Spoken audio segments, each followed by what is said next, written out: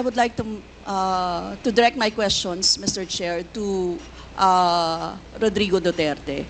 Mr. Chair, noong October 28, sinabi ni dating Pangulong Duterte, under oath, sa harap ng Senado, and I quote, I and I alone take full legal responsibility sa lahat na nagawa ng mga pulis.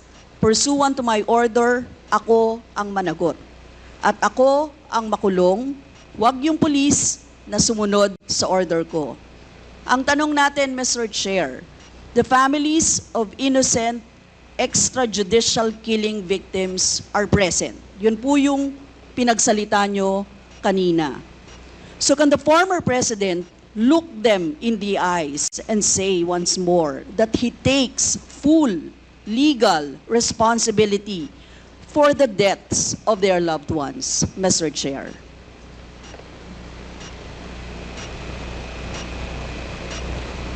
Mr. President, can you, What's the question? what is the question? Can you repeat the question? Mr. Chair, sinabi niya po na full responsibility. So, Mr. Chair, totoo ba yan? Correct. Very correct. Since I was a president, and there was this, until now, serious problem about drugs, I had to issue or make a policy statement about drugs. At all that happened, yung nangyari pursuant to my order to stop the drug problem in this country, akin yun. Akin na akin yun. Ako ang nagbigay ng order kasi ginawa nila illegal or legal, akin yun. Thank you, Mr. Chair. I take full responsibility for it. Thank you, Mr. Chair.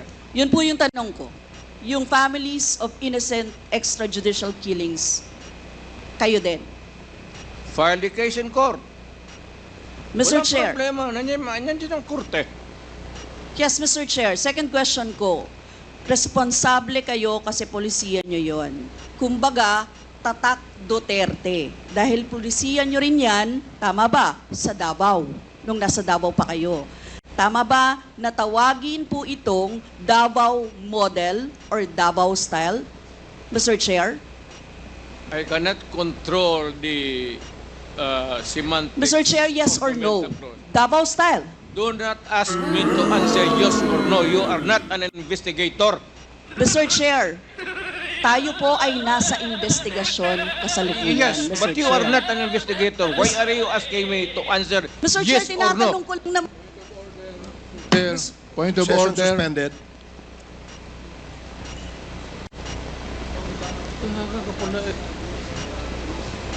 Point of order, Mr. Chair. Ano ka, pulis? Point of order, Mr. Chair. The session is suspended for the meantime, so please, let's take time to calm things down, okay? Para ho maayos ang ating hearing sa ngayon.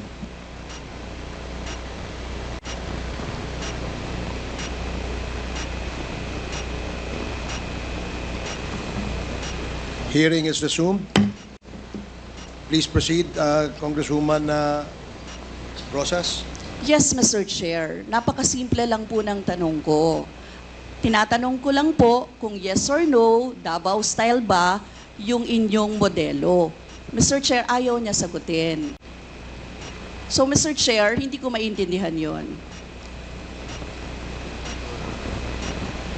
I'm What sorry. is your personality, Your Honor?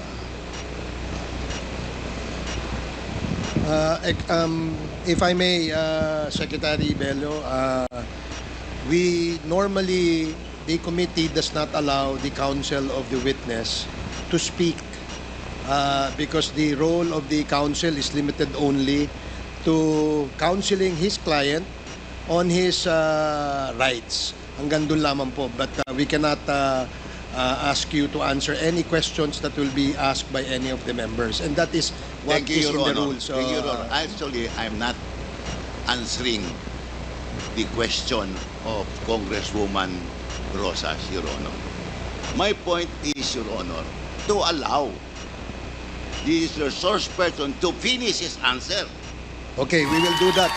Thank you, Attorney Bello. Thank you, Your Honor. Thank you. Congressman Brosas, maybe it is, perhaps the former president would like to elaborate on his answer. We may ask questions that is answerable by yes or no, and as much as possible, we would ask the resource person to say, only answer yes or no. But if he wishes to elaborate, and as long as it is germane and related to the answer to your question, we will allow that. But Yes. we will make it very, very short. Yes, Mr. Chair. Pwede namang mag-expound, Mr. Chair. Ang tinatanong ko lang, sa particular question na yon, maaari naman siyang sagutin ng yes or no. And then the explanation, Mr. Chair. Opo, opo. Mr. Do not control my answer, kung Your Honor. This is not an inquisition. This is a democratic process of investigation. Okay. Thank you, Mr. President. Sana po, if there are questions that will be propounded by the members, hopefully, medyo, kung gusto po natin mag-elaborate, we will allow that, provided that kung maaari po sanang iksian lamang po natin nang sa ganun, malinaw. And for the members who wish to ask questions that are answerable by yes or no, please make the questions very clear para ho masagot po ng yes or no, Your Honors. So I hope para ho maayos yung ating patakbo ng ating hearing sa ngayon. So please proceed, Congresswoman Brosas. Yes, Mr. Chair. Mr. Chair, ang tanong ko, sinasabi nyo rin na ang war on drugs ay talagang utos nyo. Diba?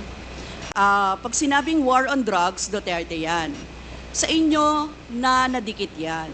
Unless, eto po, tanong na pwede nyo i-expound. May iba kayong gustong itawag doon? Meron po ba kayong gustong ibang itawag doon? Wala na po. Sabi ko, I assume full responsibility for whatever happened in the actions taken by the law enforcement agencies of this country to stop the drugs or the serious problem of the drugs affecting our people.